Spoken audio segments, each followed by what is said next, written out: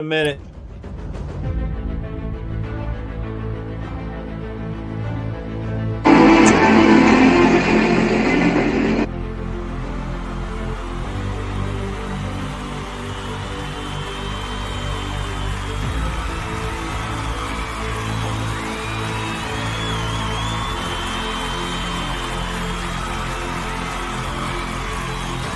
Ladies and gentlemen, this is the main event of the evening.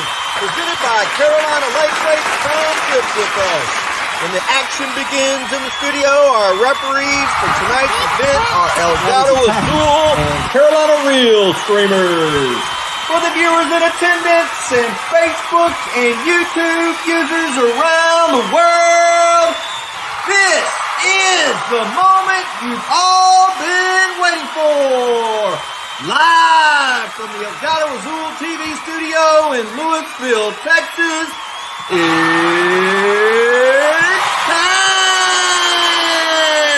time! What's up, slime lovers? I'm your host, Chris, a.k.a. Elgato Azul. A partner in slime, Mr. Jamie Dunn.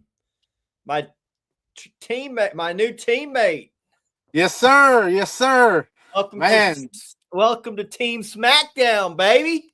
Man, I tell you what, it's an honor to be a member over there, man.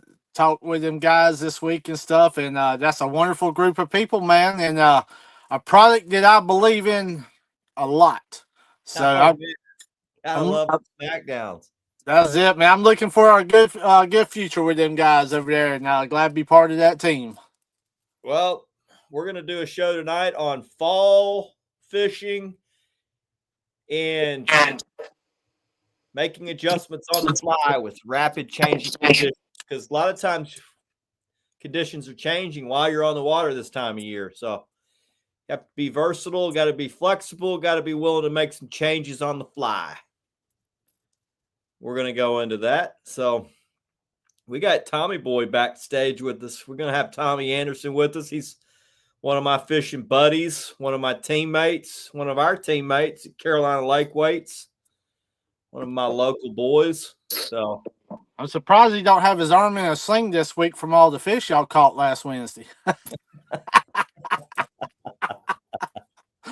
Y'all flat put the smack down on him, brother. Yeah, we had a good old time, didn't we? I tell you, that was a fun show, man. I know everybody enjoyed it. I'm glad we found them, because I had no time to look. I had planned on looking, and I got into traffic, and it took me twice as long to get to the lake as it normally does. So I got there with 5 minutes to spare, and I was putting in when the show started. So I just went where I thought they should be, and they were there, thank God. Y'all flat unloaded right on top of them, undoubtedly. We come off plane, I'm like, damn, there they are. That's going to be a good show. That was awesome. It really was, man. We've fished variable conditions the last 3 weeks, last 3 trips. We've had a lot of fronts coming in about every 3 days. We're getting a front now. Fished up at Texoma, fished a day of a big front, got our tails handed to us. Got humbled. That place is up and down. Piles of fish you ever seen, man. All we could catch was some dinks. So we licked our wounds, came back Wednesday night, fished live. God blessed us with a hell of a good night. So he did that, bro. That's for sure. I think we caught about 30 fish in 2.5 hours. I tell you, I honestly quit counting once I got into the 20s. That's the crap. Y'all were catching them back to back and doubles, and I'm like, wow. Got Tommy Boy at 47 and a couple 30s and about 4 or 5 20s. Good, not great, but good enough to good enough to feel pretty good about it. So. Like I said, man, when you stopped that boat, you stopped right on top of them for sure. I went back this Sunday and fished variable wind, variable conditions, 6 wind changes throughout the day. Brutal, hard find fish. The pattern changed midway through the day. Fish moved. Had to completely throw everything I was doing out in the morning and completely do something different in the afternoon. But it paid off because we freaking lit them up in the afternoon. It went from crap to, feast, famine to feast, man. I tell you, I want to definitely ask you some questions. A lot in fall fishing. Yeah. You'd start the day terrible. Fish don't want to cooperate. You're on a decent pattern. They don't want to cooperate, because there's fronts coming and going. Pressure's fluctuating. It's going up. It's sky high, or it's going, it's rising or falling, which makes fishing tough, makes fish scatter. Big wind changes, makes fish move a lot. Water temperatures getting comfortable for them, so they're more active. They're willing to eat. They're willing to go move around. So there's a lot of variables that go into fall fishing to be successful. And we're going to go into some of that tonight. And as you can tell just by all the posts this week from Facebook, man, the fish are definitely moving, and the big ones are waking up for sure.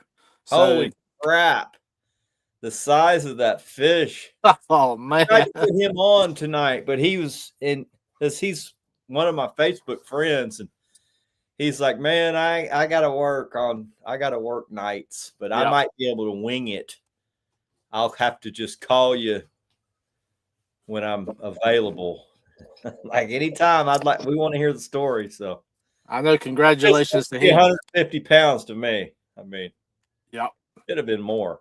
I know. What's that? That's 2 fish over 100 pounds on the Mad Cat rods this week alone. Yeah, Michael Hairston got a 107. Man, that other fish made his look like a baby. I know, right? God, golly, man. Well, I wouldn't have been. Hey, that would have been something. I tell you, man. I would have had to go home after that fish and just celebrated. I would have had to go home and celebrate. He didn't know what to do, did he? I tell you, a lot of people wouldn't have known what to do. But one thing I will say, I'll give him credit, man, for taking care of that fish the way he did. He took some pictures, tried to do what he could as far as the weight, and he released that fish to fight another day. I think, Chris, a lot of people would have tried to take a lot of risk on a fish that size. And are you sure? I mean, because I don't know any of my friends that would. Yeah. I don't know anybody. None of my fishing buddies would. And if they did, I probably wouldn't be friends with them anymore. That's it. And when I say that, I know will take care of the fish. Yeah, and when I say a lot of people, a lot of guys that are not like-minded that would have killed the fish because they wanted to wow. So I mean, I do get that. That's it. But hell, Jackson caught the Texas Junior Angler state record, and it blew it out of the water. It was not even freaking close. None of my friends were on the lake with the big live well. We were up at Texoma.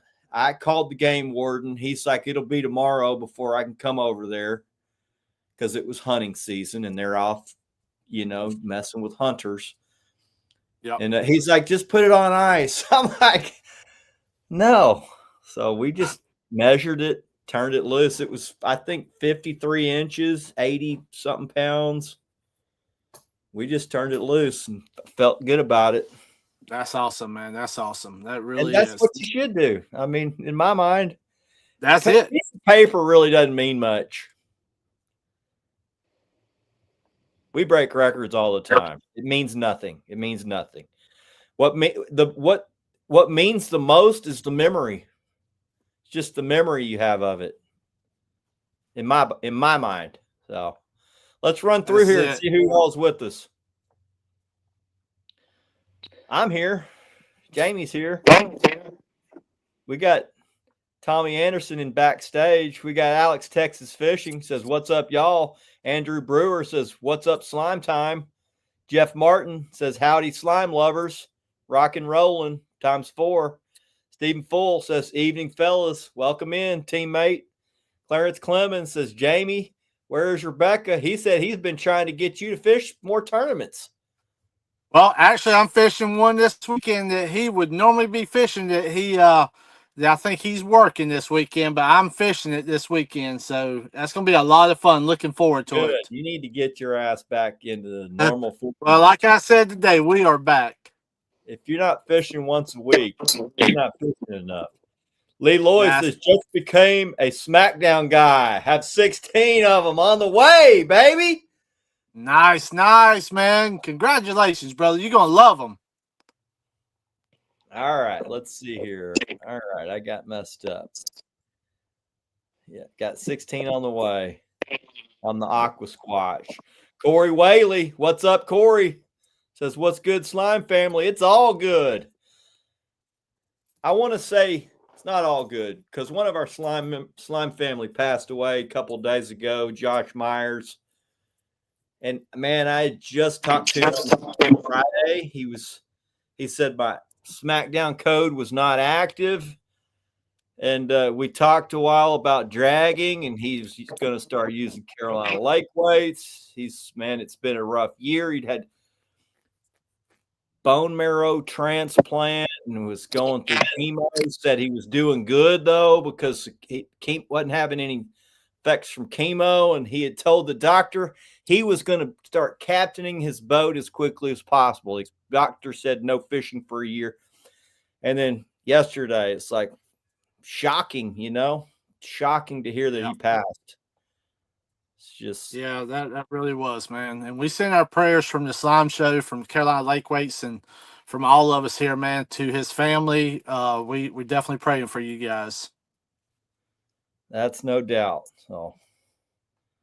Tiny Mad Cat's over there with his giant freaking hands working on those gears, on those freaking reels. I tell you, bro. Says, I know how it feels. I used to have to, my eyes now, I used to have to work underneath a magnifying glass on some of them reels back when I was doing it. Woo! Justin Cox coming back from Keystone, up there fishing with the heavyweights. Beat a lot of them on a tough day. Congrats. Congratulations, buddy. Levi, the fishing magician. He's in the house. Time family. What is up with the sound? I don't know. I keep hearing like something after we speak or something. Juan 10 to 2 fellas. I don't get what's going on with the sound. It's like I hear somebody else a little bit. Do you hear that? I'm not hearing it on my side. I'm just on my side. Remember, welcome, Drifty. Appreciate that. That'll help us with shipping costs for when we do all these giveaways. I get most of my stuff to do the giveaways from our sponsors, but I pay for the shipping, so appreciate that. That helps. And yes, all you guys that became members on my Facebook page when I started the membership deal, I appreciate that. That'll be helpful. I've got some new decals on the way. I'm going to be sending out Slime Lover decals to all you guys that did help. That helped. It's not much, but every little bit helps because we do give away a lot of crap. Hundreds and hundreds and hundreds of dollars in shipping, all this stuff. So appreciate that. Helps. Justin Cox already said, what's up? Owen Coke says, what's up, Slime Fam? Welcome in. Trent Hall. It's Slime. We got Slime, baby. Yes, sir. Fishing World 123 says, what's up, y'all? How big y'all think that fish was? It was caught this week. I'm going to go with 150 plus. It was mid 120s, and his tail was on the ground. So. Yeah, that was a fish of a lifetime right there, my friend. When you just look at the size of it against the world record, it dwarfed it was bigger than the world record. When you put it up against put it up against Epic's, what he thought was a world record, he had estimated it at 140 at the time, and it was bigger than his. Crazy big fish. Seen a lot of talk about that fish this week, man, and I'm gonna tell you, that was, and especially when he lifted it up against him, Chris, and his Couldn't get tail lifted was up. still Couldn't lift it up. wow. Crazy. When he tried his best, man, and it was like, oh, dude, Yeah, that was massive, man. James Martinez, where can I find the video of y'all fishing live? It's on my Facebook page. It's on my YouTube page, El Gato Azul TV on YouTube. It's on my Facebook page, James. So, James, look under all my lives, and you can find it. Slime Show Catfishing 108. Live fall fishing, dragging structure. I believe it's the name of it. So you can type in the Slime Show Catfishing Podcast 108 and it should pop up.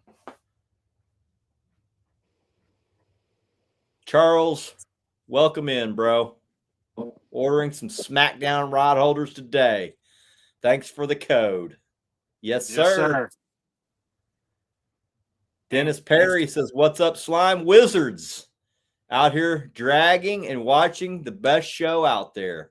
Well, good luck, Dennis. I bet it's some tough conditions. We had 40-mile-an-hour north front hit today, and it was a big temperature drop. So, going to be tough. But, hey, you can't catch them sitting at home, bro. Get on structure. They're a lot of them probably pushed out of that shallow timber. Find some structure and go get on that, buddy. Mid-depth. I would go mid-depth. We're not deep yet, but Kurt River Trail says, what's up, fellas? Hope all is going well. Vess Cook says, sup, Slime fam. Vess is out there with his camera taking pictures of all them birds. Put the camera down and start cranking them, bro. Alexander's Taxidermy. I fished next to him Sunday. He started up shallow. I started in the main lake. We met in the middle. We were on a big pile of fish, weren't we, Mayor? That was crazy. Oh, man. Jace Green says, what's up? Getting ready for my first trip out since June after having a new baby. Congratulations, buddy. Congrats on the new baby. Hopefully it goes well. Typically, when you take that much time off from fishing, you're going to F it all up. You're going to forget your ass. If you're anything like me. We're going to find out this weekend about that, Chris. 2 weeks off. I forget stuff. Josh Davis says, kind of makes you want a big live well, even if you're not a tournament fisherman. There's no doubt. I've had a handful of fish we couldn't keep in the live well, and they were record class fish for lake records. And my son's junior angler state record, he's broke that twice. We didn't have a live well to keep it, and I mean, it is what it is. We turned it loose. Got the picture on the wall, you know. It's a record for us. We're counting it. We'll give a shit who else doesn't count it. We're counting it. I see one of my buddies who had the previous state junior angler state record. He constantly, yeah, we're still holding it, and I'm like, I send him pictures of us measuring the length with the weight, and I'm like, yeah, but that's just a piece of paper because the real freaking record holder is that's right. My roof. Oh man. Tubb says Josh is definitely going to be missed. He is. He was a good dude. I mean, he was from all the way across the country, but he would text me and we'd have conversations just about fishing. We had a common, passion for fishing. He was getting more into dragging and wanted to know about dragging, and it's just crazy that it was just a few days ago that I got What's up, Slimers? Says Brad Sparks. Falling temps are here. Let fishing begin. Fishing's never end. The fishing never ends. It just gets a lot better right now. Jesse Ogden says, "Hey guys, happy Hump Day. Thank God it's here." Andrew That's Brewer it. heading to the Rappahannock River in Virginia this coming week. Going to try to land a monster. Good luck to you. Good luck. You guys put out good content. Appreciate that. We're going to keep cranking it out because we enjoy it. It's going to be all fun stuff with my son, and I like to do shorts and memes, and I put one out today that might piss some people off. I mean, I don't know if I actually posted it yet, but I like it. If I had a nickel for every time I outfish my buddies.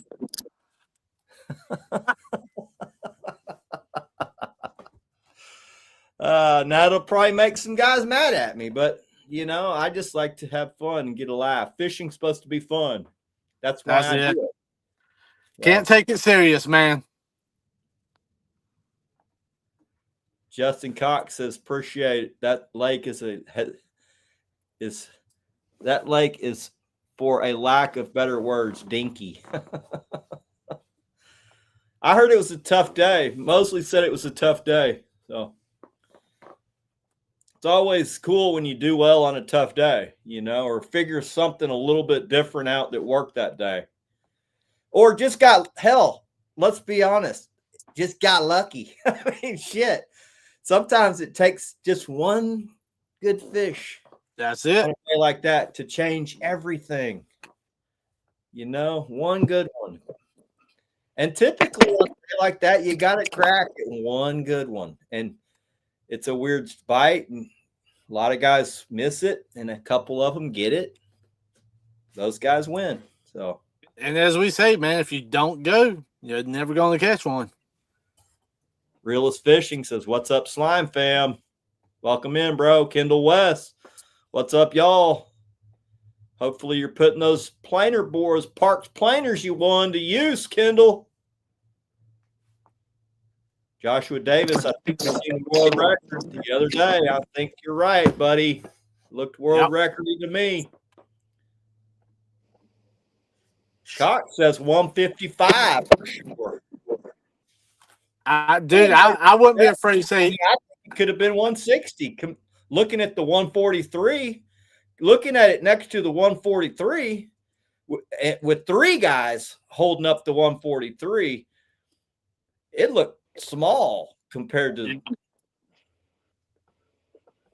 the one that got turned loose. So, Jared Tuberville, what's up, JT? What's up, buddy? Cold weather finally here. Hopefully Texome will turn on for you. Kicked my ass last weekend, 2 weekends ago. His head looked like a face, says Joshua Davis. I would agree. It looked like AI. I tell you, it did, man. Wow. That was a huge fish. Yeah, it's good to see they're there. And what we talked about, Chris, hell, I think there's bigger. I think there's even bigger ones out there, man. Once they get to that size, you better have, because his hook was perfectly. Oh, we talked about it. If he wouldn't have, that's the only place he could have brought that fish in. If he got it right there in that corner of the mouth and that tendon. If he'd have hit it in the tooth patch, he'd have lost the fish. If he'd have caught it in meat, it would have ripped loose. But he caught it right there on that tendon, the only place where he could have freaking possibly got the fish in. So that's it. That was pretty cool. Alvis says, "What's up, everyone? Welcome in, bro." AJ Bryant says, "My fishing season is coming to an end, and hunting season's coming in, mainly because flatheads don't like to move a whole lot when it gets cold." Yep, get you a live scope, drop it right on their nose like William Oliver, freaking hammer giants all winter long. Man, I wish I could learn his trick. Jace Green says, thanks, y'all. Just want to get out. Get out there. Chris Horde says, fam. Fish, giant bicep flex. Marvin Berry, fishing and hunting as long as I can do it. Blessed to be healthy at 77. Keep it on, bro. Keep it up. You don't want to slow down.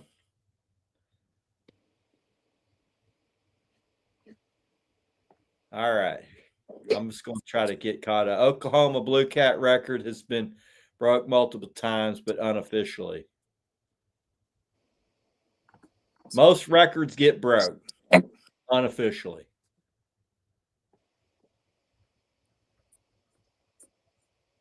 All right, moving on down. Parker Pursuits, JP, welcome. David, good evening. Welcome in, David. Welcome in, buddy. Wellesley Grubbs III, looking for someone to sponsor me so I can attend Hooked on Heroes.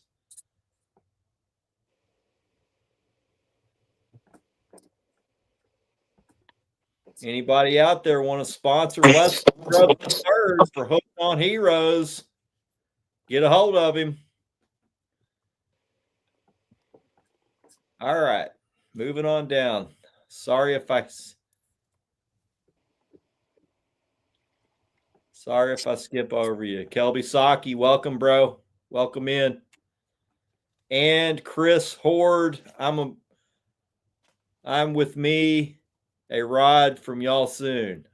I'm gonna win me a rod. Stay after it. We give a bunch away. Hell, I'm probably giving away 25 rods. All Mad Cats. What's the Catfish David and Dieter Melhorn beef about? Egos.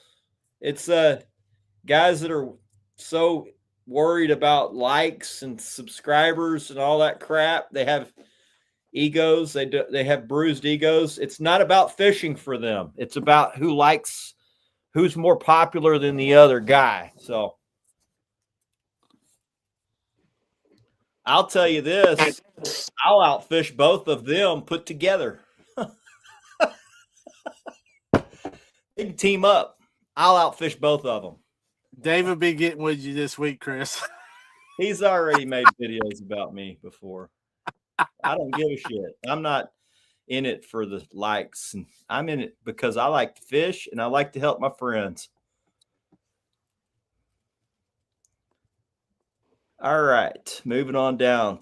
Flathead Doty, that's my fishing partner Sunday. We got to get Doty some 50s and 60s.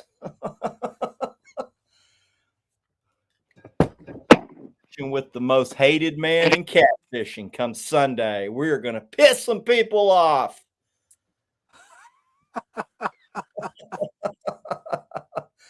Horde, we're fishing Lake Lavon.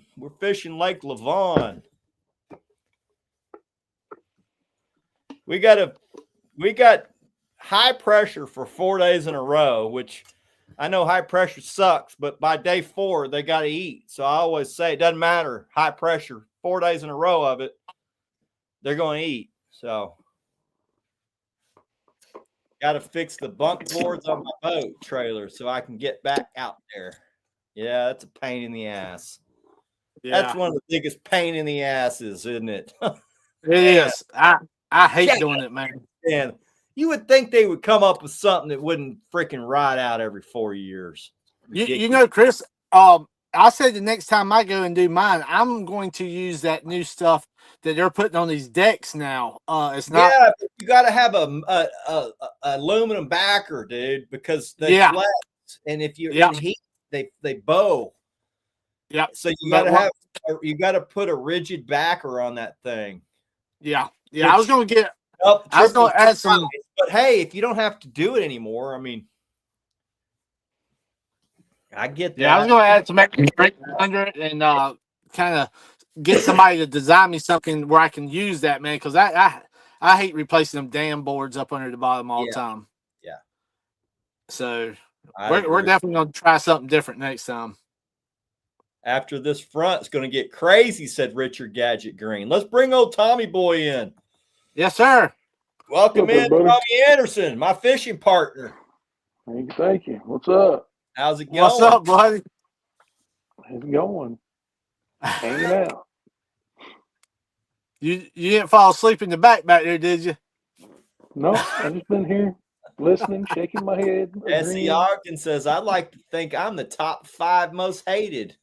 I've been on a 4-month run of calling out all these dink-catching code holders.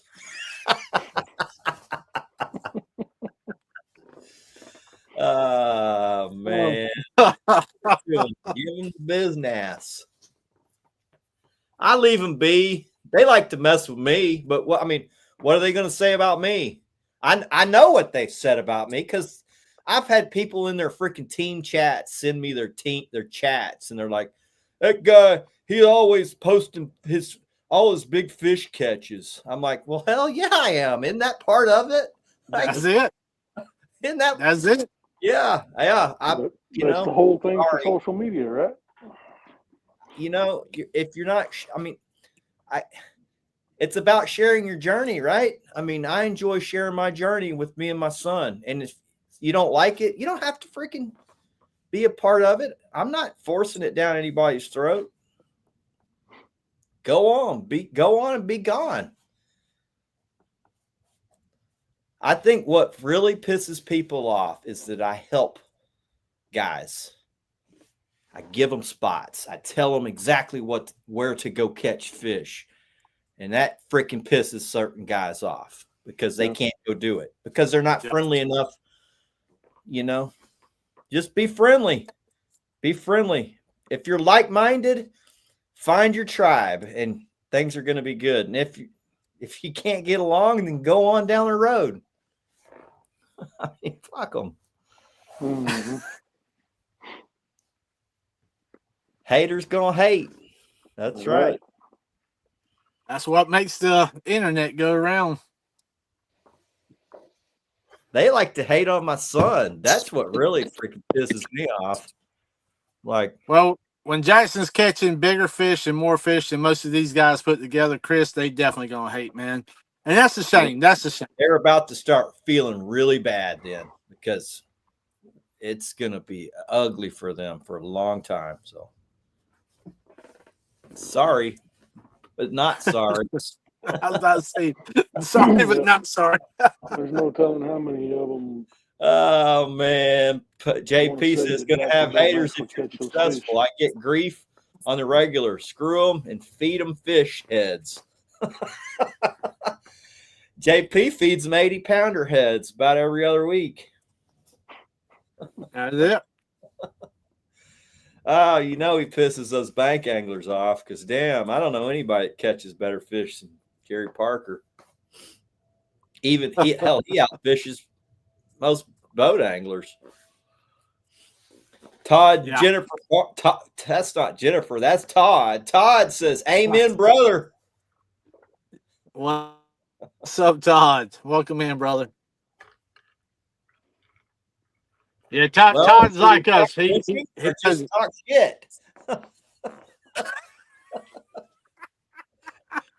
Oh man, it's gonna be one of those. That's why, hey, Chris. That's why we love it when them boys love to sit in the background and watch us, man. They're back there trying to learn what we're doing. You notice that live stream when I called them all out? It was like about 8. The numbers. As soon as I said, I wonder how many haters are watching, the number went. Like 8 people dropped out immediately. Like they know I'm here. Oh, whatever. I tell you what, I love helping my like-minded anglers, but one thing that bothers me is thinking that those guys are actually over here watching and benefiting from all of our guys. You know what I mean? I'm like, damn. Get out of here. I can block you. That's why we don't show all certain products no more.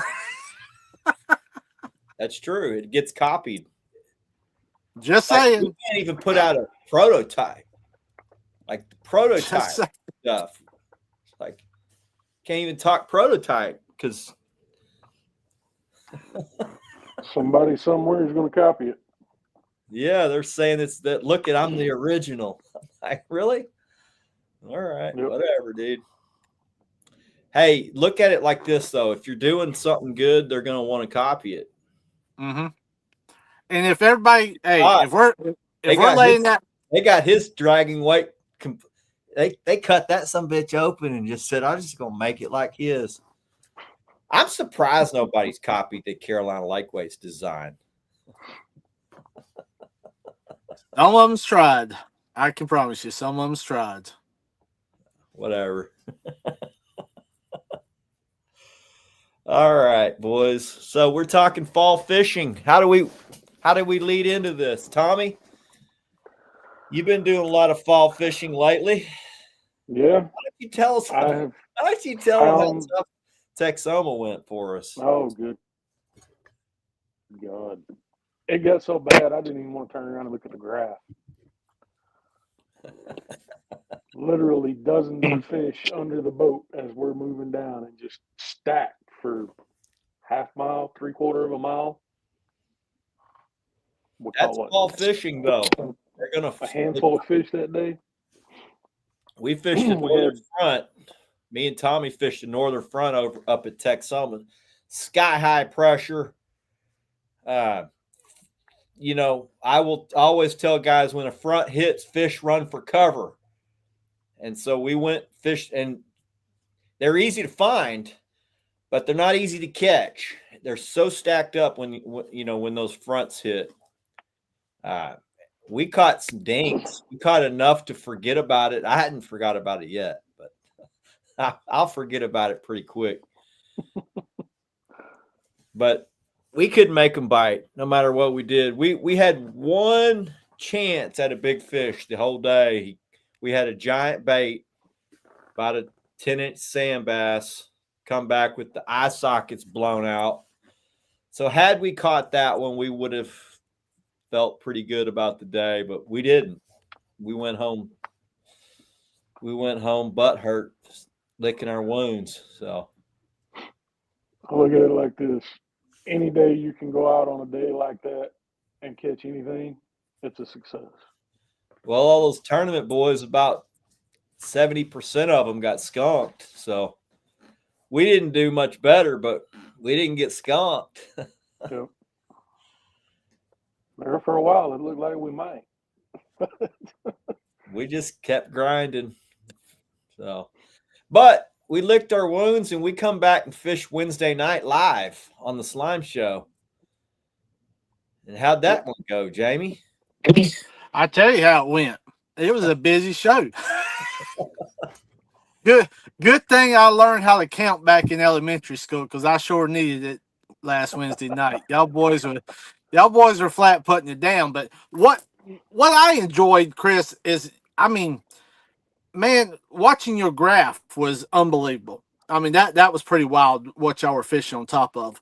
But the different changes. Front, so the day, like, it was a multi-day front that it hit, and we fished post front. We were about a day past the front, which even though we still had north wind, it wasn't really blowing hard. We had a little bit of north wind, but then it kind of changed out of the south right before we fished, which I told Tommy there's a good chance when that wind changes out of the south, the fish are going to be stacked up somewhere.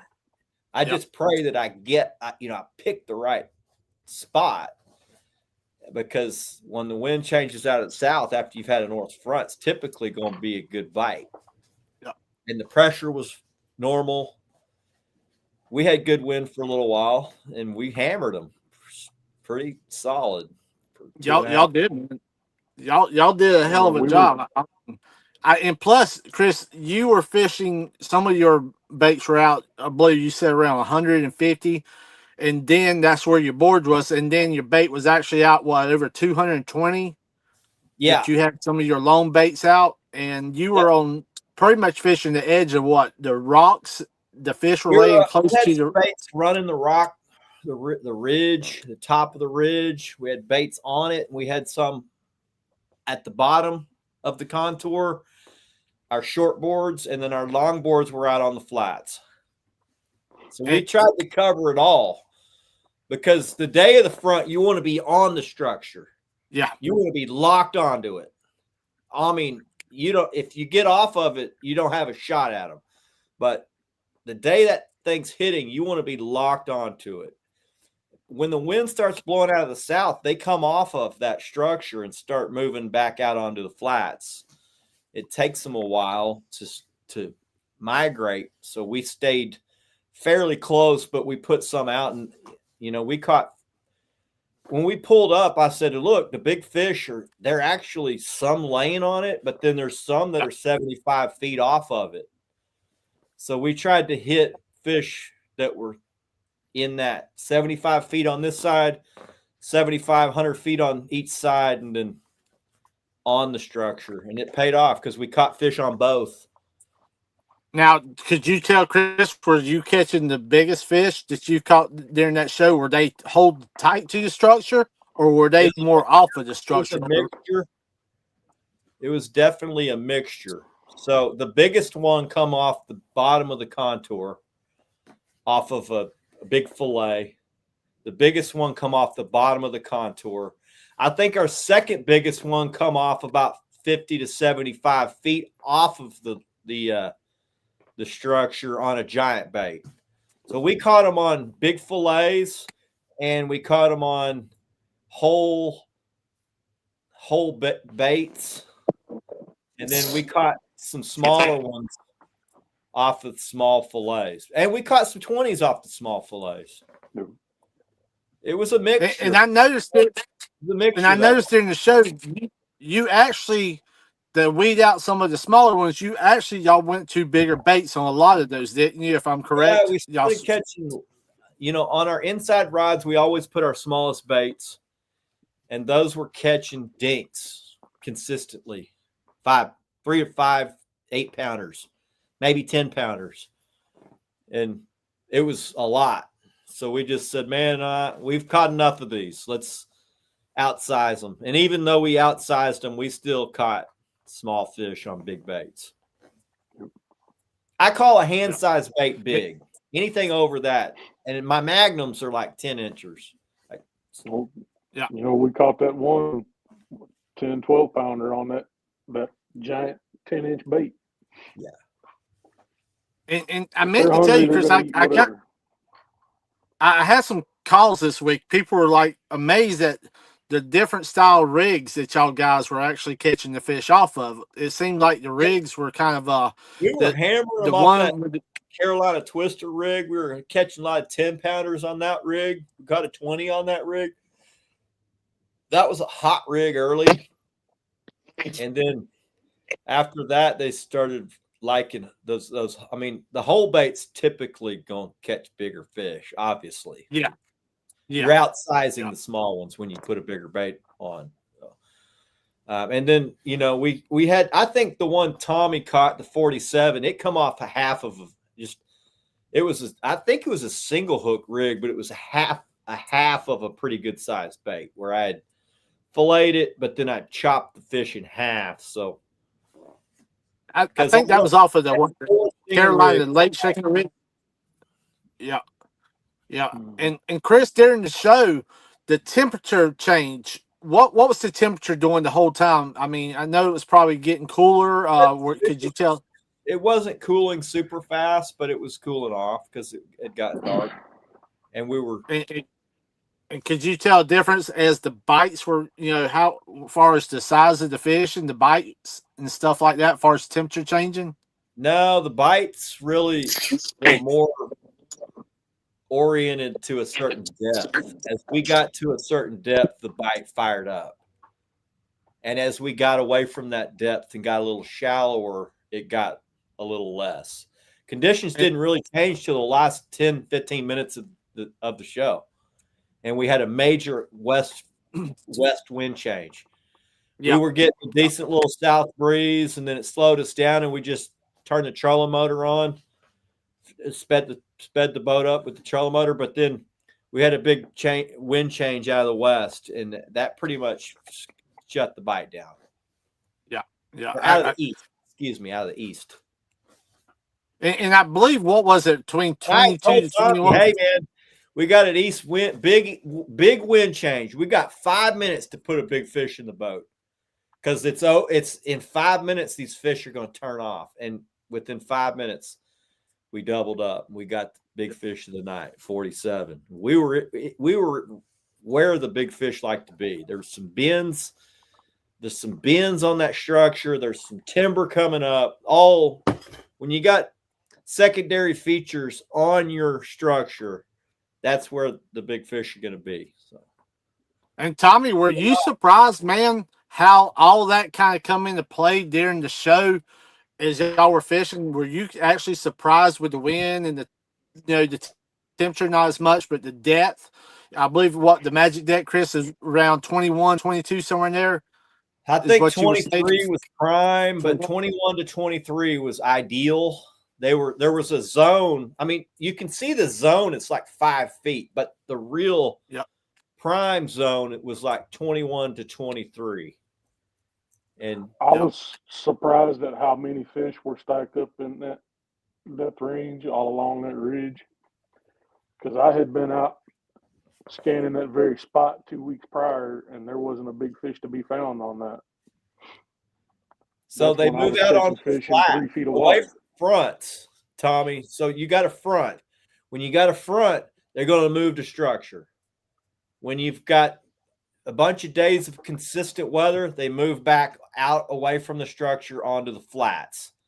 So that's probably where they were, probably on the flats the day you checked it. Now there's even though that structure's there and you see fish on the flats, even though you see that, often the very biggest ones will stay on the structure because it's easy to ambush on those types of spots. So Sunday morning, I scanned that whole ridge before you fished it. I couldn't fish it in the boat because of the way the wind was blowing. My trolling motor just won't allow me to cross cut a wind. But I marked some absolute giant fish that were out 50, 60 yards off of that, out into that flat. So I went and scanned that whole structure, which is and you had scanned it before me, and you said there weren't any big fish I didn't see anything that I liked. I mean, I saw fish. I just didn't see enough where I was like, this is where I'm fishing. I just felt like I can go find a better group somewhere else. And the fish were in 12.5 feet that morning. They were stacked in 12.5 feet that morning. They were piled up in there, man. Anywhere you found structure in 12.5 feet had a giant ball of bait and smaller fish. Now, I didn't see a bunch of big fish in there, but the bait was so thick, you would have a hard time marking big fish anyway. No. But that's what I keyed in on that morning, 12.5 to 15 feet, because it was 12.5 on the bottom, but in 15 they were there as well. So it was, I would say 15 to 9 feet was kind of the zone. And so that's what we keyed in on. And we looked all over looking for some giant fish, just kept checking 12.5. Every piece of structure we checked in 12.5 was loaded everywhere, all over the lake. So what do y'all feel that made it? What made it so much difference, Chris, when y'all went back to scan and stuff? What made it so much difference in between when you fished it the first time until you went back? We'd had another front hit. We'd had another big front hit, not a major front where it was like this one that hit today, but we had a good front hit, and it just changed everything. And you can't determine where they're going to go. They decide what the depth that they like is. That was 12. That day it was 12.5 feet. So that's what we focused and looked at, and everywhere we looked, that's where they were. That's where the bait was at. It was not in the depth where I wanted them, where I thought they were going to be. They weren't there. And we went all over in 12.5 and just didn't have much luck. We caught small fish. And so then we had a major wind change. And so I just started I noticed that the bait was starting to scatter in 12 and a half. I'm like, well, these fish are moving. I'm thinking maybe the bigger fish, they're smarter than the bait. They knew what was coming before the bait knew what was coming. And they had already started moving before the bait. They went to where they know, they just know. They just start moving before. So in my mind, I'm thinking they had moved. When I was looking in 12 and a half, even though that's where all the bait was in the lake, I mean, it was piled in there. Even though that's where all the bait was, the fish had already known that the front was changing, and they were on the highways, which I wasn't looking at. I think Tommy fished up in a cove, which is kind of a highway from shallow water to mid-depth water. I don't know what depth you were in that morning. What depth were you in?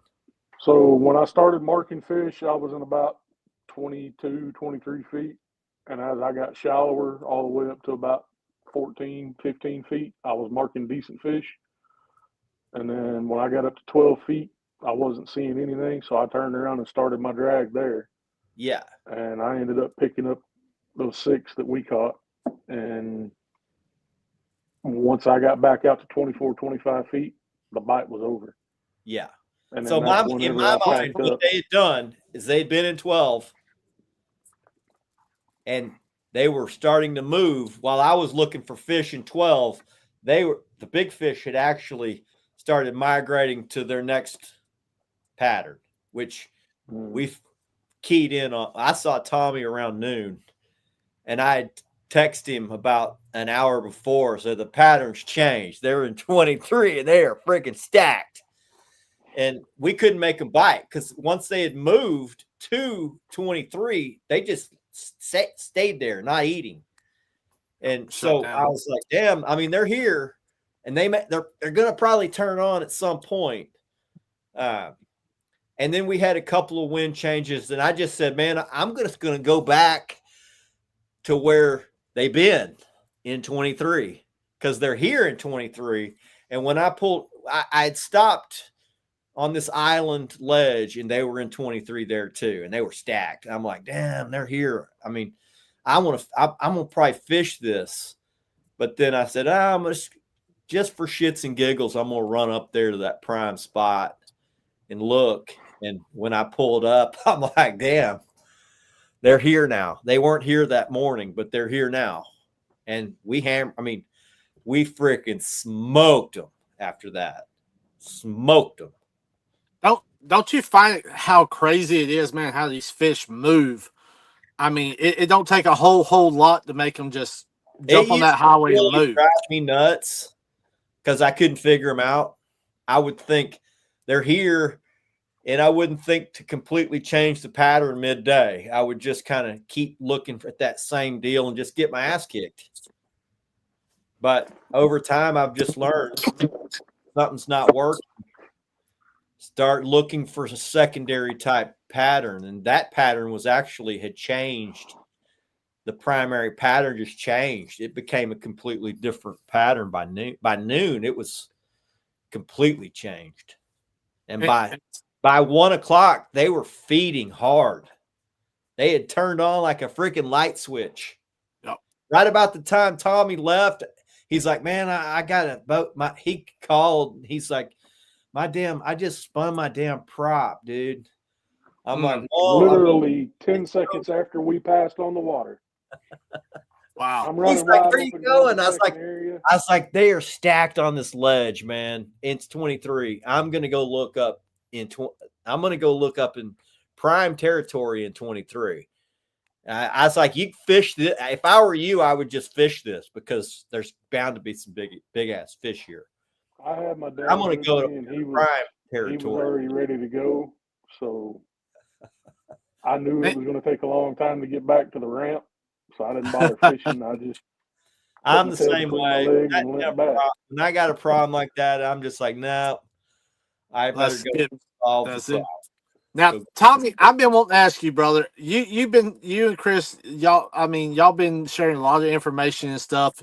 You've been watching the Slime Show before, from last year at this time to this year, with these fronts, with the information that you've gathered, with the fishing that you're doing now, how much difference is it today compared to what it was this time last year to your knowledge that you've learned as far as how to fish these fronts and pre-fronts and stuff? This, I guess it's been about a year now since I first met Chris, and he started giving me tips. Back at that time, or this time last year, I was stuck on the bank because I didn't have a boat.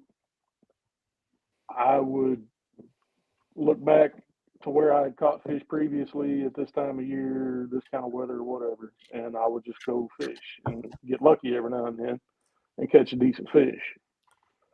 After talking with Chris, then I downloaded a Navionics map of my lake and started taking his advice on, as the colder weather comes, the fish are moving deeper, so on and so forth. So I started looking for the water where I could access the deepest water possible. And I started slaying 20s, 30s, the occasional 40 off the bank.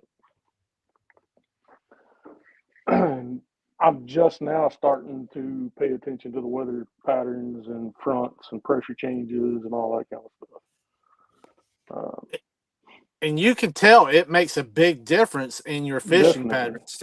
You're now knowing when you get to that lake, okay, I need to try this because I feel this is where it's going to be a good start to where, it's going to be 1 or 2 o'clock that afternoon. I feel the fish are going to be here now. So learning all that, man, it seems like it's making a world of difference in your fishing. It is. I'm going to tell you something. Tommy's a quick learner. A lot of guys that I will help, they'll think, I'm just going to try it my own way because they just don't want to believe or whatever. Tommy's different type of angler. He will absorb it, and it becomes right there part of his repertoire, and he's freaking off to the races and hammering fish. He's going to freaking become a high-level angler as fast as anyone I've met. He's absorbs it that quickly, and it just becomes part of what he's doing. It's instant for him. It's easy for him to absorb it. So when you're passionate about something, it's easy to learn it fast. That's it. Because I watched a lot of Tommy's lives, and sometimes I might not step in. I actually watch them, and the how you adopt to some of the weather, the wind. I've watched you. Okay, I need to do this, and that makes a lot of difference, man. And I see you've been the fishing. It seems like you've been catching some very good fish, man. Congratulations on a lot of the fish that you've caught. And if I ain't bad mistaken, I think you lost one nice one this week or last night. Yep. And so learning these weather patterns is really very, man. We tell people all the time it's very important to know how to fish these weather patterns, and you're a proven prospect of that for sure. So as far as paying attention to weather patterns and whatnot, we had this big front blow in last night, wind gusting 40 plus miles an hour, so I didn't take the boat out. I was doing a TikTok live thing with some friends where we dressed up for Halloween and whatnot. So I picked the boat ramp where similar weather, even though it was in December last year, it was still a similar weather to what we're having right now. And I went out there last night. I knew the pressure was rising, so I wasn't expecting to catch much. And then I'd been out there about an hour and a half. And that VIP just folded over, started peeling drag. I couldn't stop the fish. Once I did stop the fish as far as peeling drag off, then it turned and went straight out away from me. And I knew there's a stump out there that's about 2.5 feet tall. And it's got a bunch of limbs. It's like an old boat arc tree. I knew the fish hit that tree, and then I got it pulled back to the tree. And that's as far as it went. I still got it here. Those big fish got tricks, man. Look at this 3.5 or 3-inch peg float. Snapped it. Wow. Banged it up against that tree. It had it up They like against to that rub tree. off on them trees, man. That's exactly what happened. It broke that peg float and broke my 80-pound leader line. Wow, man. But that 30-pound Mad Cat structure didn't break. Yeah, that stuff's hard to bust, isn't it? Especially when it's fresh, boy. You got to do everything you can to break one off. It was heartbreaking, especially being the only fish that I had all night that actually took it down.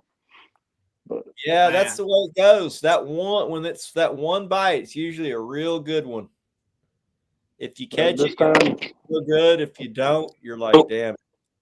One night in December last year, I only caught 3 fish. It was another high pressure night. It was like 2 days after a front. I caught a 17. I caught a 34 and a 41, all off of that same spot. And it was about 5 feet deep that time last year. Buddy Chris Ward said he just sent you a friend request. Can't wait to see your content, Tommy boy. Appreciate it. Joseph Gordon I says, tell you, man, "What's Slime fam? I'm late." Jimmy Floyd Welcome says, in, "Hey buddy. guys, what's welcome up, in." Jimmy? Amarillo Knife Works.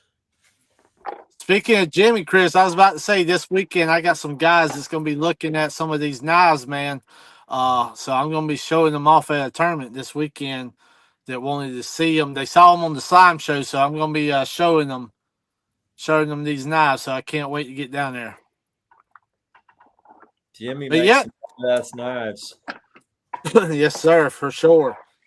But yeah, Tommy, I mean, you know, I like I said, man, I've watched you, and now that you've understanding these wind changes, the fronts and stuff, man, you know, and you're like, okay, I'm not just sitting in a one spot, you know, person. You're actually out there learning it, and you've got it down. You're even, you know, to this day, you still learning a lot more. So it has picked up you know, in your fishing, it has took it from here to way up here now. So, you know, that's one thing myself and Chris, you know, with the weather patterns and, you know, playing with electric motors and, you know, just learning, it makes a big difference in fishing is what I'm trying to get at. Once I do get that trolling motor updated and upgraded, then my abilities will greatly increase for my production as well. I tell you, you're kicking ass already, with man. Chris's trolling motor and boat, even though that boat may turn sideways or quarter into the wind, we were fishing sideways last trip.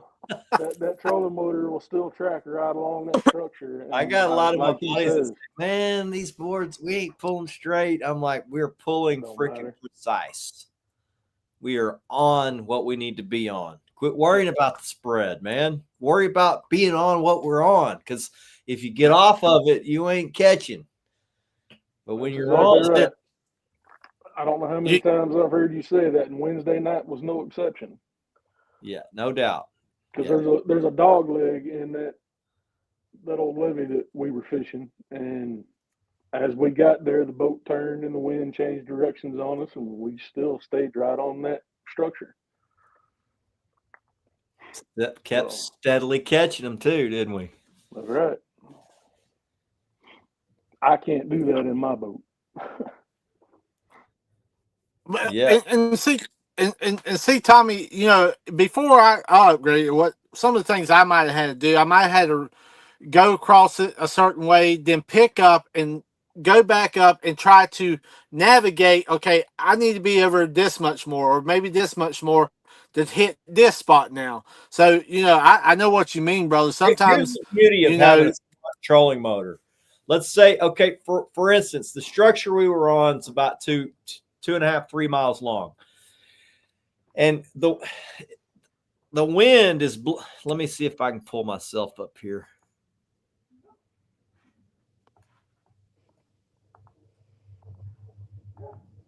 Well, that's weird. So the structures runs like 2.5 miles long.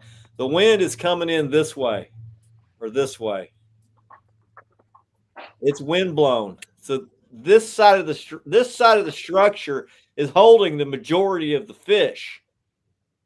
So when you're setting up on them, you're going to want to put baits on the bottom of this ledge. You're going to want to put some up on top of it, and then you're going to want to put some out here. So you want to flood this side of it. Boom. All this side right here is the prime real estate for big fish. Okay, you can still catch one over here, but you're not going to catch nearly as many. We caught probably 80% of our fish on this side of the boat. Yep. Tommy's side of the boat. Yeah. Because that's the windblown side. So when you're looking at them with your trolling motor and you're on a ledge, okay, you're going to orient your boat and your rigs so that your long lines are hitting wherever they're orienting to, and then your planer boards are going to be, let's see, right here. Your planer boards are going to be out here, okay, and that's going to give you a greater opportunity to catch the big fish. Flood the side where the fish are on. They're going to typically be on the windblown side 90% of the time. Not all of them. Some of them will sit on the back side because they know when a fish comes over it, they can just hit that. So you want to definitely fish the back side of it as well, but you want to flood most of your stuff on the windblown side. And what tells you that is the graph. You go scan it. And we scanned it for no more than 10 seconds. And I said, I'm putting everything on this side because they're all on this windblown side. And that's how we set up. I don't have to, at this stage, I don't have to look for very long to know. When you see that, I told Tommy, it's go time. We're going to fish the windblown edge. And that's what we did. It paid off. Well, I saw Dennis says, I'm where Tommy was. I'm really trying to figure this out. I literally need to start taking notes.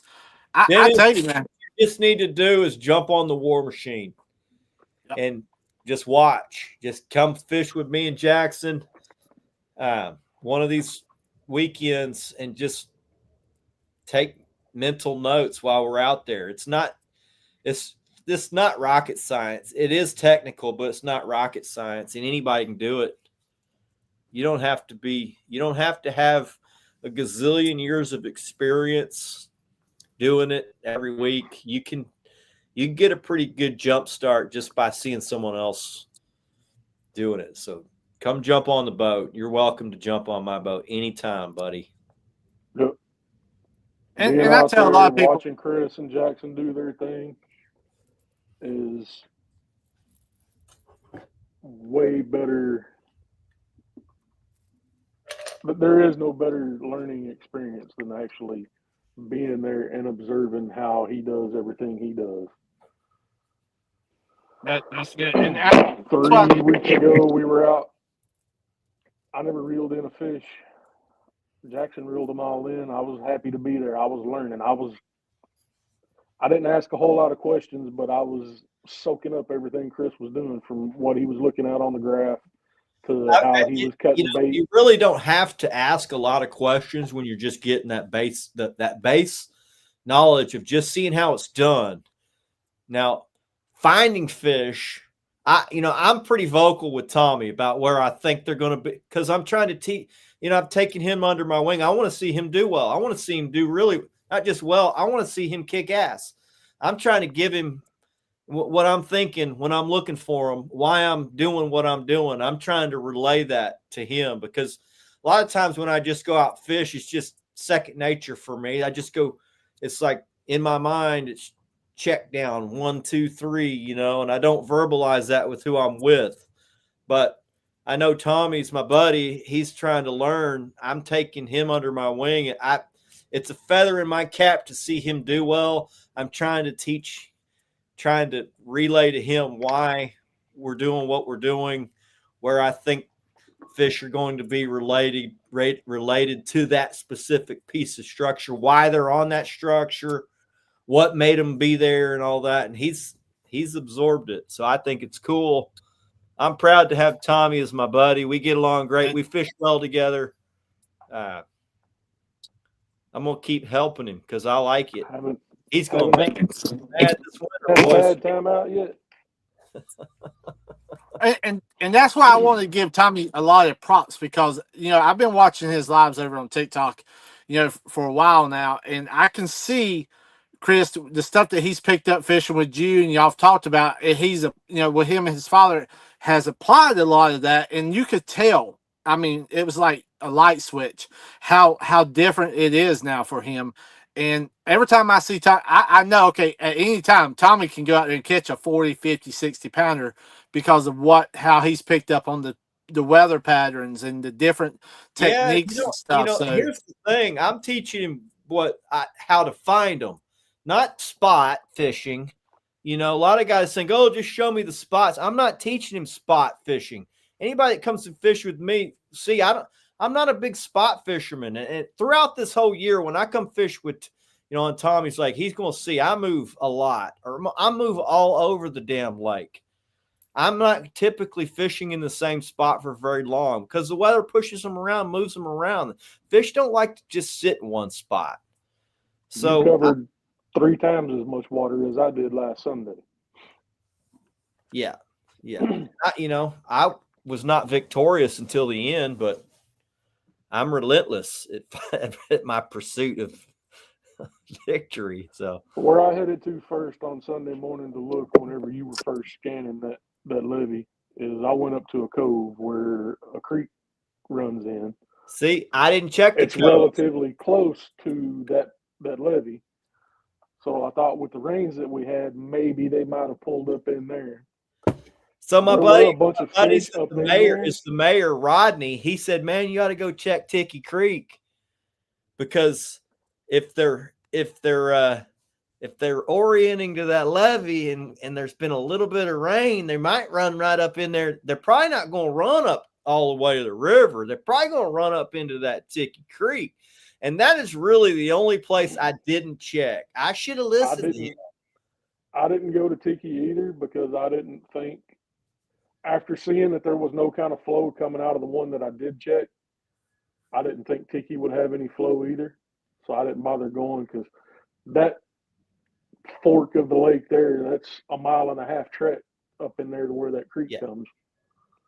Well, and there's an old road bed that goes across out there that actually my first PB came off of. But I think I've only been up in there one time since I had my boat, just because I've been finding fish all the other places that I've been looking. So I haven't had to go run all the way to the other side of the lake to find fish. I'm willing to run all over the damn lake. Sometimes it's a detriment, but 4-stroke gets a little better mileage in it. I feel like I'm gonna find. I mean, if you give me enough time on the lake, I'm gonna find them within 2 hours. I'm gonna freaking find them. I don't care what size lake it is. I will find them. Yeah. And then once I dial in the pattern, I can kind of move around if they're not biting here, I can go check the same pattern, and I'll move all over the damn lake checking that pattern. I'm not scared to move off of fish. I will move off of fish to go find fish.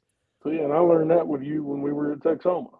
I found 10 different groups Sunday when we fished, all fishable, but they just didn't want to bite. You're like, well, these fish don't want to bite. Let's move and go find some more. We just kept it moving till they turned on. So, and Joseph brings up a good point here too. There's not a body of water. A lot of these bodies of water are totally different from where I fish, Chris, where you fish.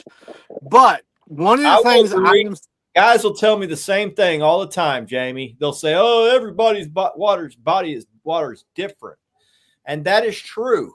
But patterning fish is the same premise no matter what fishery you're on. You have to find the prevailing pattern of the day, and you don't have to know everything about that fishery to figure out what the pattern is. All you got to do is figure out where the majority of the bait is relating to that day, and then find ambush structure on your map. It's simple. Yep. It would go when it's actually very simple to find fish. You find the magic depth, and then you move around the lake and find ambush structure in that depth until you find the fish you're looking for. It might take you 3 different spots. It might take you 5, but it is never more than about 3 to 5 spots that I find them. I mean, ask Tommy. We went and looked. We went to where I thought they were going to be, which was down by the dam. And on the dam, they were in 23 feet. I said, well, they're in 23 feet. Now we just got to go find the right fish in 23 feet. So the very first point we checked, Main Lake Point, was loaded, had a giant fish sitting on it. A Chinaman got in our way, and we couldn't fish the fish we wanted. Yeah, but we just moved up the lake and checked that depth until we found what we wanted and then fished them. It doesn't matter. It's the same with every lake. The patterns, the depths may be different, but fish behavior is the same. We were talking before the show, Chris. I was telling you about the patterns that we've got coming up because I got a tournament this Saturday, and I'm fishing a river. I'm fishing the Great PD River, and the patterns that we were talking about, we were like on the same page. Okay, I believe this is where we need to start looking right here. And when we said, we were like both dead on it. Okay, yeah, that's exactly what I was thinking. You were thinking the same thing. So even the river and the lake, man, you can still use a lot of this stuff with the patterns to work the same way. What guys you really realize is in a river, the same thing happens in a lake. It's wind oriented. In a river, it's current oriented. You have you have temperature, you have current. In a lake, you got wind and temperature, prevailing wind. How long's it been blowing? Current. How long's it been? Is it rising? Is it falling? It's the same with a lake. Is the lake rising? Is it falling? That's going to determine which part of the lake they're going to be in. In that section where the wind's been blowing is going to determine in that section where the fish are going to be. And then the temperature is going to determine where they move to from day to day. Is it gotten cooler? Has it gotten warmer? And then just breaking down that section and plugging in those things. It's basically a scientific algorithm. It goes on in all right, they're going to be here. And more times than not, that's exactly where they'll be. Sometimes it's not, but Paul Dillon Anderson says tide plays a factor. That's, tide's a different, that's another variable. If you're in a tidal. 100%. 100%. We've done some lives in the past. Y'all guys got to see that. Certain times of the tide, and I can almost tell you, okay, they're gonna be good fishing from here to here. As soon as this tide does a certain thing, they're going to slow right down. Bam. I've seen it. And when it cuts completely off, it's like a light switch. And then as soon as the tide turns and starts doing the other way, within a certain period of time, the fishing picks right back up. So, yeah, the tide is on a river, man, is huge. Really is. And with weather patterns and stuff, with that tide is also knowing the right spot to fish is a big thing also. How tight to hold to the structures during certain tide times. What structure do I need to be fishing? Do I need to be fishing a little bit slower water during this period of time of a tide change? So there's a lot of variables right there, man, that you got to know your area. That's the biggest thing. Paul says he's tried to stay in smaller areas now. Few football fields distance worked for me this year. Can't find them in one spot. I just move within that area and find them. That's how we fish our large fisheries, our large lakes. We pick a section and break the section down. Yeah. On my smaller lakes, I use the whole lake. Like Levon, Hell, I covered 30 miles. And even when me and Tommy fished Texoma, we probably covered 50 miles in the boat. Yep. 50 miles. But we checked the same structure over and over and over, and it was loaded, loaded, loaded. No matter which part of we fished two different sections. Texoma's it's 90 miles long or something crazy. We fished two different sections, and in those two sections, the pattern was the same. Ledges, stacked. One thing I want to touch on, Chris, before we get too far from that, is like I've even seen adjusting the rope on where the anchor's at, adjusting it and letting more out has made a big difference on a tidal place also. And that's, just letting that rope out 50 more feet can make another 6 or 7 bites, or getting on top of a bigger fish just 15 feet back behind the boat. So that's a big thing. A lot of people, I tell a lot of people in tidal water, just instead of picking up and moving somewhere totally different, adjust that anchor. When you pull up to a spot, and I do this a lot, I start back, say, 200, 300 feet, and I look at what I'm pulling up to. Okay, these fish are back here. There's more fish here. Is this work back in my anchor up back here? So pay attention to stuff like that a lot of times, and it'll help you out a lot. Because those fish that I have found will not move that much when you're anchor fishing in a river. They will not move within maybe an hour to 2 hour period of time.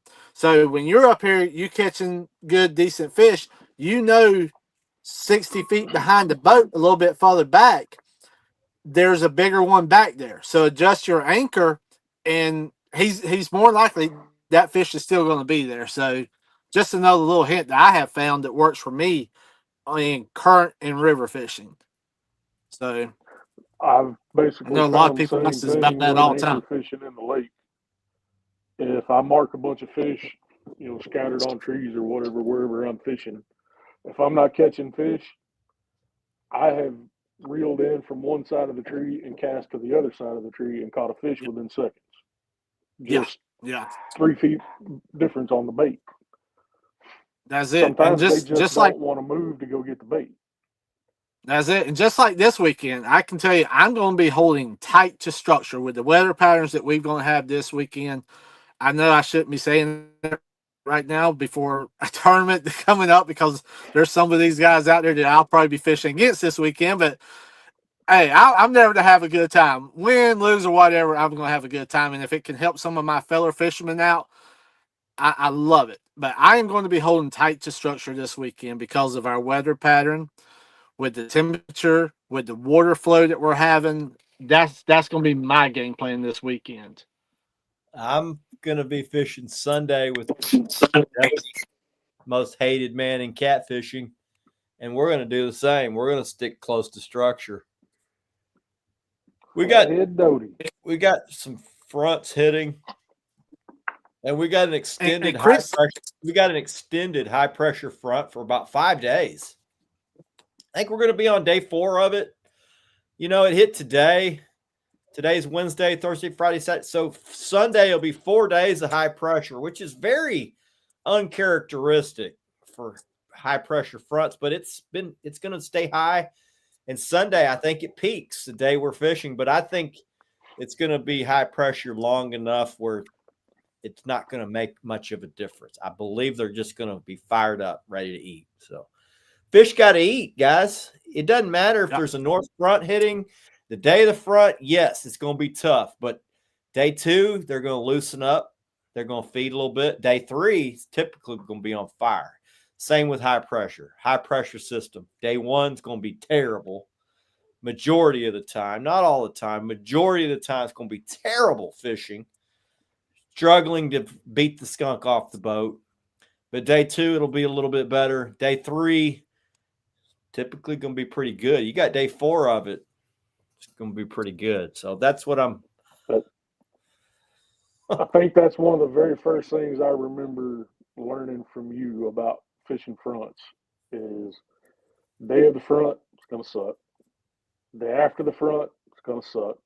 But by day 3, the fish start firing back up and it's on. Yeah. As That's my long, experience. as long as your pressures are steady, not constantly up and down. This morning I looked. Conditions, even bad conditions, if it's consistent by day 3, it's typically pretty good. This morning I looked and we were plateaued on the pressure. It was just holding steady. And I was like, damn, I should be fishing right now. I'm not sitting here at work. Yeah, but you can Tommy, isn't it amazing now that you've picked up on a lot of this with the pressure, the weather patterns, how often you catch yourself during the day, even at work, going, okay, this is what I would be doing right now at this time if I was fishing. So it's like it becomes an everyday thing. It's like addicting to watching, this weather apps and watching everything, how addicting it is. I always do that. I'm like, because right now I'm fishing Sundays. My son has football games on Saturday. And I look at Sunday, and every Sunday the damn front. It's the day the front hits or the day after the front hits. And I'm like, damn it, if I could fish Wednesday, if I could just fish Wednesday and be on, or we have a Friday or whatever the day is, that I can't fish. Yep. We have an 80% chance of rain here Saturday night. So post front, it's going to be high pressure, but it's high pressure for since today. Like today, it's skyrocketed. This front, and it's going to stay high.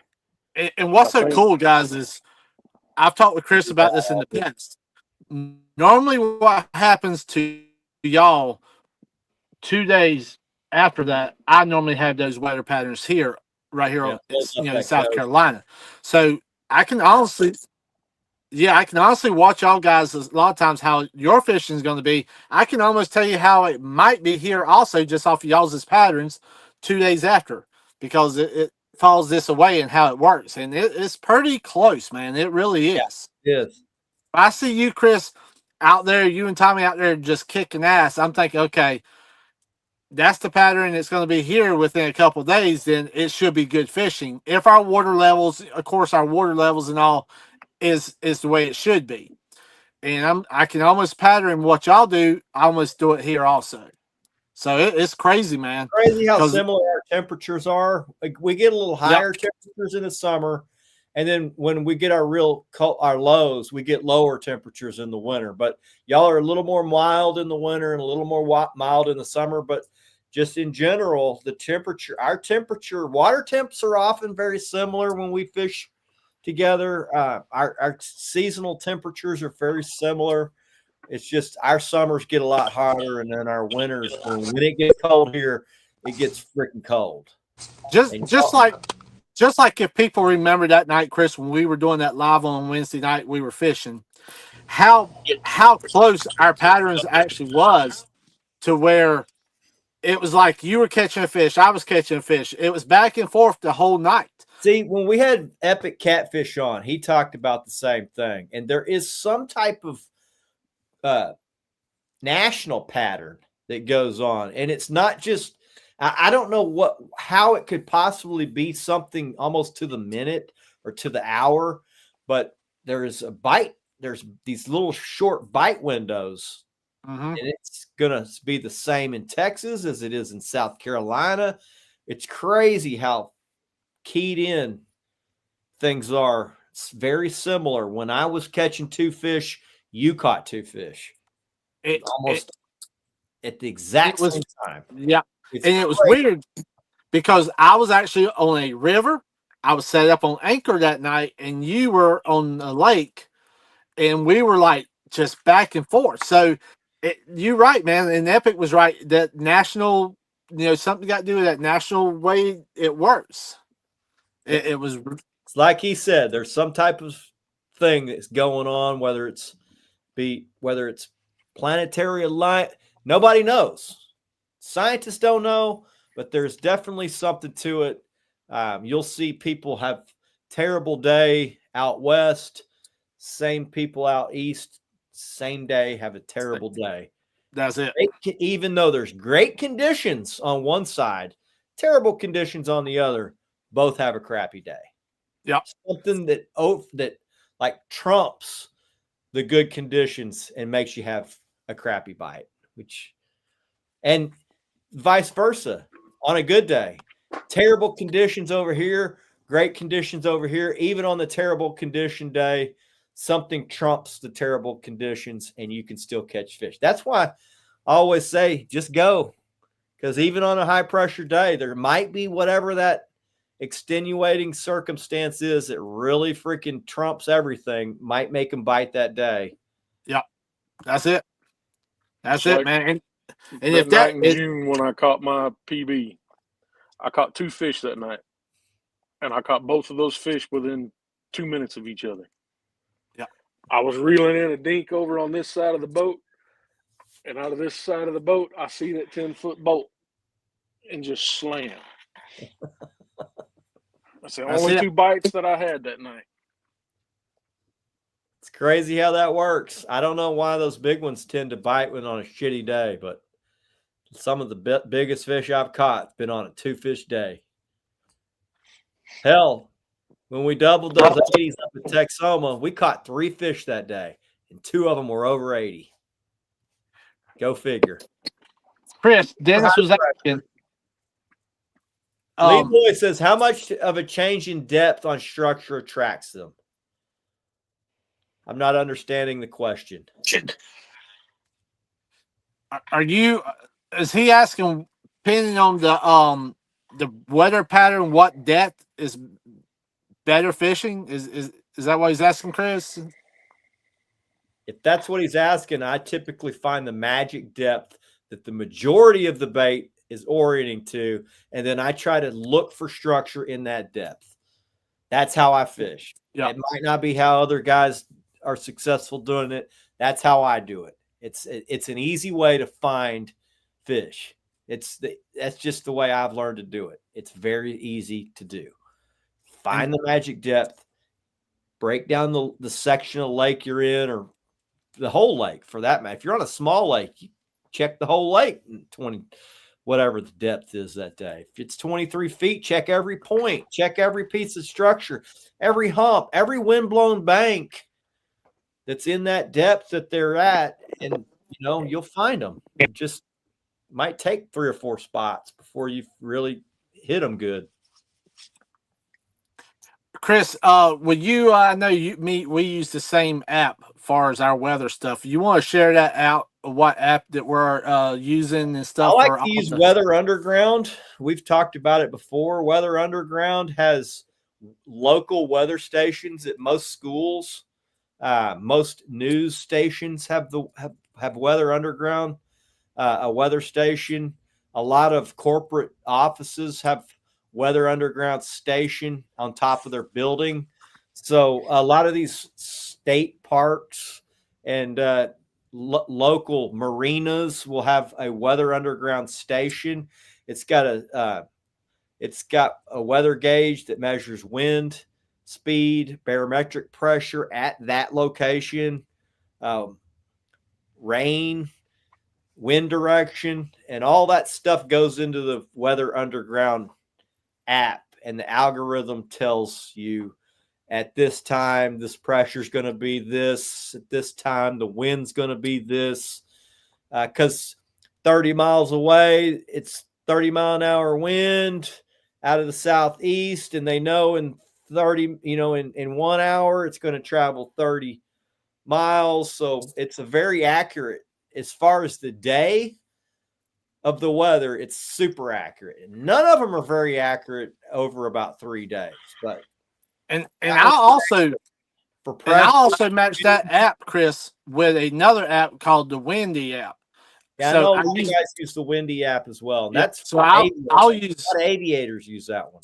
Yeah, so. And I love matching those 2 apps together, and you'll be amazed. Like, say if I'm in Santee Cooper, especially with the Windy app, I'll know within 30 minutes to an hour how that wind is going to change, that I need to make, my adjustments according to what's probably going to happen there soon. So I will use 2 apps, like the Underground that you use and the Windy app, and match them and get my plan off of both of those together.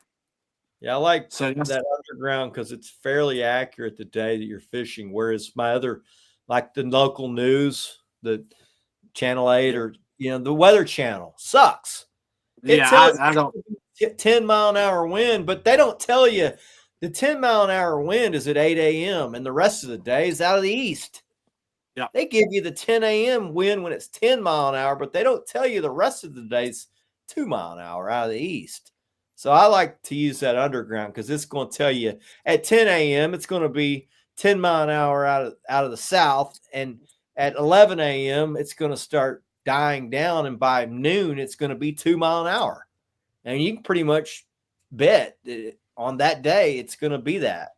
So you can almost prep to when it's time to go home by using that when it dies down. If it's not time to go home, at least you can kind of,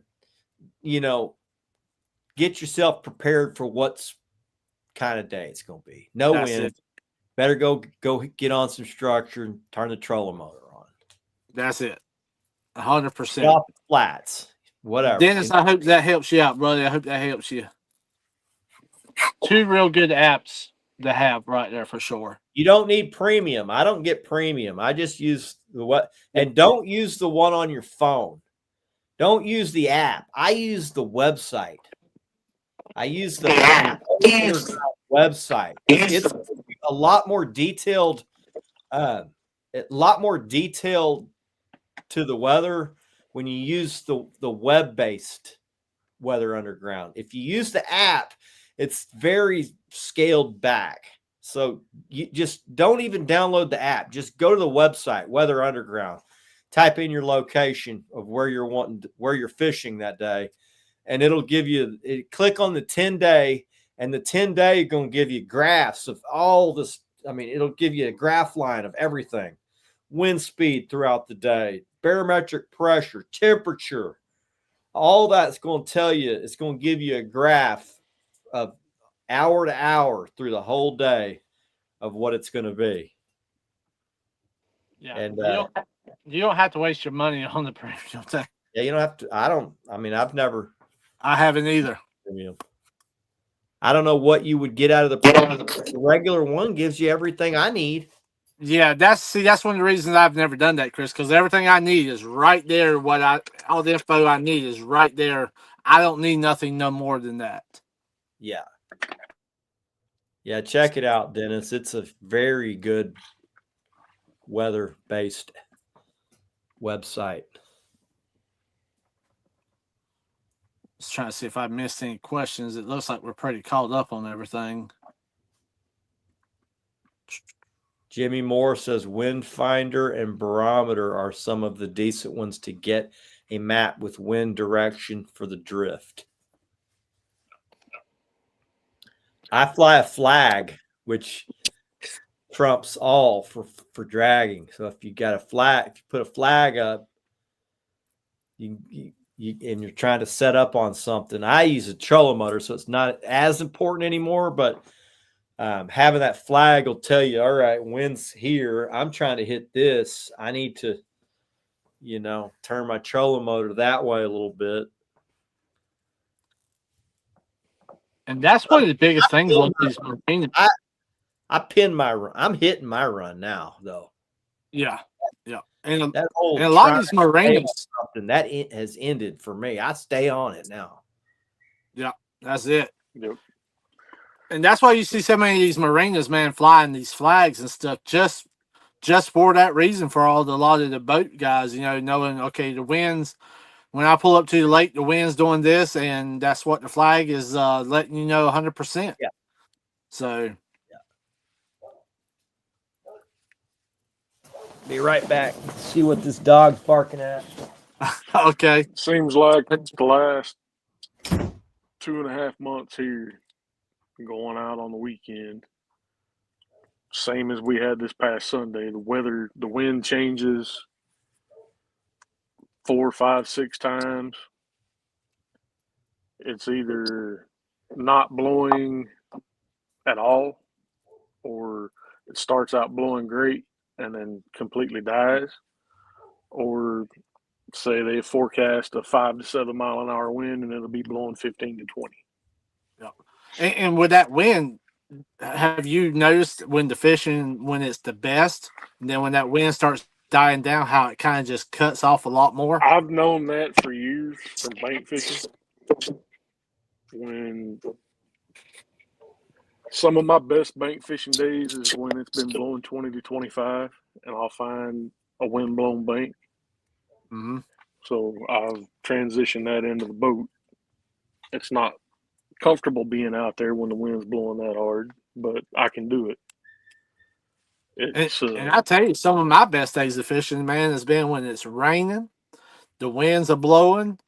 It's been some of my been some of my best fishing days. I love days like today. We've had that for the past 3 days here. I haven't seen the sunshine here in 3 days. We had rain for 2 days. Today the wind wasn't as bad. It was cloudy.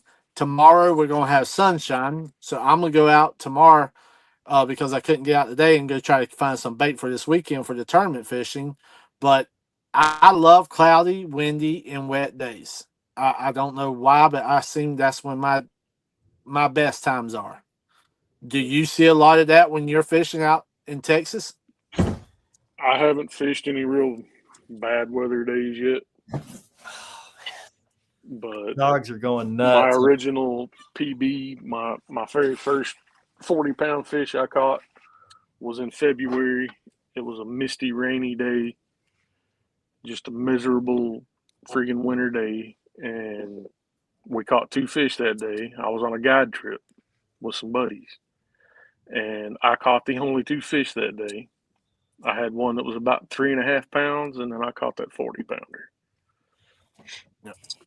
Because I know Chris, I know you'll fish a good windy day with no problem. I mean, you're out there when a lot of people sitting at home in front of the TV.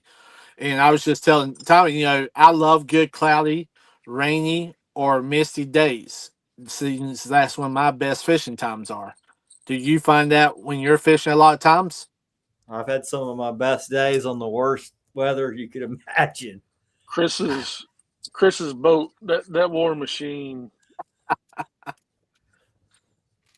There's not many boats around our area that can handle the water that the War Machine can handle. Yeah, that's true. We fished the polar, Snowmageddon. We fished Snowmageddon when it hit. The day it hit, we had 40-mile-an-hour gusts, 4 to 5 foot rollers, and I was the only boat on the lake. And when I say that, I mean it. I was the only boat on the lake. And in our Carolina Lake Weights chat, we had another guy that said, "Man, I'm out here fishing this polar front. I'm the only craziest son of a bitch there is in Texas that's willing to fish this." And I'm out there fishing it, hearing this. And a couple of the guys in there, "Well, how are you doing?" He's like, "Man, we're getting skunked." And I got the junior lake record laying on the floor and another 50. And we had already caught like 5 30s and 2 40s. And we were just lighting the lake on fire. And they're like, "Oh, I heard Chris is out there." I'm just looking at the chat. I'm like, "I wonder how he's doing." I said, "Well," I took some pictures and put the pictures up. I said, "Well, we got junior lake record 65-pounder and laying in the boat, and another 50. And we've got a couple 40s and about 5 30s. We're doing all right." And we had 5-foot rollers coming over the back of the boat. But I was at work that day. It was epic. I told him and I posted some stuff on Facebook. All cat fishermen are crazy is what I put. And I mean, even the War Machine had rollers coming over the back. And, I said, "Man, this thing's getting it. We're pushing it to the limit today." But it was worth it, I mean, we were the only ones out there, but we were in ways to them. So can't catch them at home. That's it. Hey, Chris, while we at the point of the show right here, man, you want to let's throw our sponsors out real fast while we're at this point in the show? I know a while ago we were talking about Mr. Jimmy and the knives and stuff, but for one, it's not a sponsor of the show, but he is partnered with Carolina Lake Weights. Yep. This is Knickknacks Custom Bait Boards. Thank you for sending me. This is a live well tag. I'm on their team, so appreciate that. If y'all want a custom bait board, head over to Knickknacks Custom Bait Boards. Get him to make you one. They're badass boards. I tell you, he does a lot of good work. We're going to probably be getting some more boards back here shortly that we were doing. And like I said, myself and you, Chris, probably being the part of that team, you know, damn, he makes some good boards. I know I've got one that I'm still hating to put on the boat that I've had for a lot. Got that and not put it on the boat. How long have you had that one on the boat, Chris? Didn't you say like 4 years? 4 years. 4 4 years that thing's still been has on the not boat. faded. When he cleans it, it still looks brand new. I've seen it. Crazy to me. Like, how come, like, everything else that's painted fluorescent fades in the sun? Yeah. Not that thing. I tell you, he does a fine job too, man. Fine job. Glow and I'll tell you, same colors as my board. Yeah, badass stuff. But I also want to give a shout SmackDown Team SmackDown. So they're one of our show sponsors. Yeah, congratulations I want to tell them, man, Jamie. Appreciate that, man. Thank them guys so much over there. Guys, if you're not using them, I tell you, man, go get you some. I'm telling you, you'll love them. You appreciate you did, and use code Slime10. That's our for the Slime Show. Code 10 Slime 10. There it is, and man, that'll hook you up with some hellacious good products over there. I've got some products that'll be coming shortly. We're working on a couple of more tweaks on some stuff, and I'll be showing those off as soon as I get them on the boat. So looking forward to that. And I was also how about Catfish Clothing? Catfish Clothing, man. I was getting ready to say Catfish Clothing, one of our partners here at Carolina Lake Weights. Chris over there is a good guy. I mean, he'll take his shirt off his back for you. And also you can go to Carolina Lake Weights through Catfish Clothing. We've come up and we've got the app on a link on our website where you can now go to our website and create your own fishing clothes. You can shorts, hoodies, shirts, these style shirts, the fishing jerseys. So go over to that link on Carolina Lake Weights and you can our logos are on there. We're constantly adding new logos all the time. So if you don't see logos, you can bring your own logos and you can add 15 layers to a shirt. So you can have up to, I believe, 15 layers. So go check it out, guys. For sure. Parks Planer Boards. Kevin Parks, badass dude. We ought to give away some boards soon. Probably need to do a SmackDown giveaway soon. We'll do a SmackDown giveaway probably in the next couple of episodes. Heck yeah, man. Couple rod holders, some lucky son of a gun. Hopefully it'll be me. I'm ready for 6 more. Did you win? Did you win something? Have you won something? Oh, you won the knife. I won that knife. Jimmy Floyd Custom Amarillo Knife Works. Yes, sir. We're going to be giving away a lot of bait knives coming up soon. Got some bait knives on the way. Jimmy's supposed to be sending me. We'll give those away to our family. I tell you, man, I love it, Chris. I know you do too. I love it when we give stuff away, man. Man, we've given away a ton of stuff. We have. I've given away a few $1,000s worth of stuff just in the time that I've been watching. Yeah. Which is right about a year now. We're going to keep doing it. We're going to keep doing it because it's fun. I like giving back. So, and we got a lot of awesome sponsors that are willing to donate stuff for us to give to you guys. So, yes, sir. But I know I'm looking forward to a tournament this Saturday. I'm looking forward to getting back out there. We're getting ready to come back stronger than ever. So we're going to put the machine back in the boat, or put the boat back in the water and knock the dust off of it. And we're going to get back to business. I'm about to do a Mad Cats giveaway on my Facebook page. If y'all don't follow me on Facebook, go over to my Facebook page, follow me. There's a post about a Mad Cats rod giveaway. All you got to do is invite your friends, like the post, and share it out, and you can be entered in. I think there's about, 150 people that have entered that thing. So I'm going to keep doing those. I've been on that professional mode for about 3.5 months, and we're about to 5K. So if I can get to 5K, then we'll have a lot more people watching the show, because it'll pump it out more. Yeah. The algorithm will do its thing better. Yeah, I guess 5K is it opens it up to a different level of. And I want to invite, Chris, while we're on that, I want to invite everybody to come over to Carolina Lake Weights group page and our Facebook page and join us over there. We got a lot of cool stuff, especially, dads, moms, take them kids fishing, y'all. Take them kids fishing. That's a big thing that we love showing every week. So keep pictures, keep them kids coming in. We love it, and go join our group page over there. Appreciate everybody that's subscribed to my personal page channel too. I'm going to use that to I'm getting decals made. If you do become a subscriber, I'm going to be basically not making any money off of it. I'm just going to give it all back.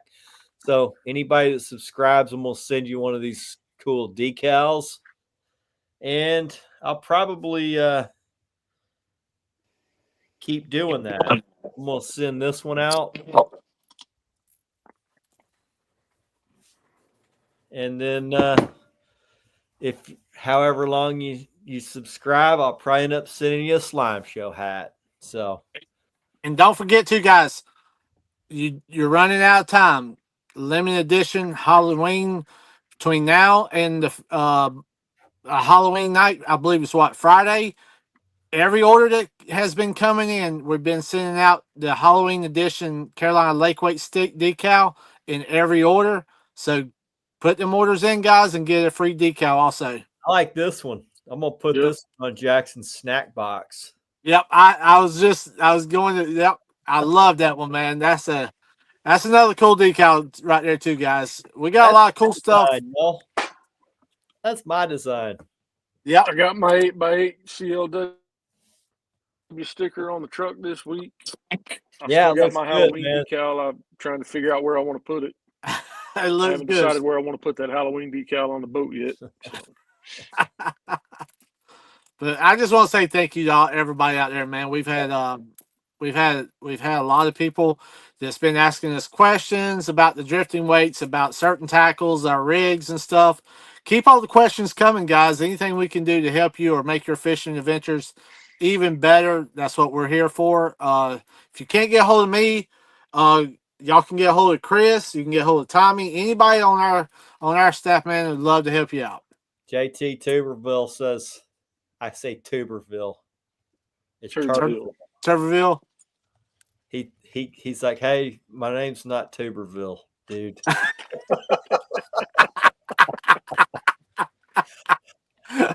I'm like, man, I was like, I bet you're used to it because everybody pronounces my last name wrong too. I answer to whatever, Siri pronounces your name wrong. 4 stickers for the Dragon Cabin. Heck yeah, man. We love it. We love it. Here and fish with Jared. We need to get out. out. Yeah, he's invited me up too. I need to get with him and figure out a time to go. Maybe we can all get on that Dragon Cabin one night together. Cabin. Go catch some Texoma lake monsters.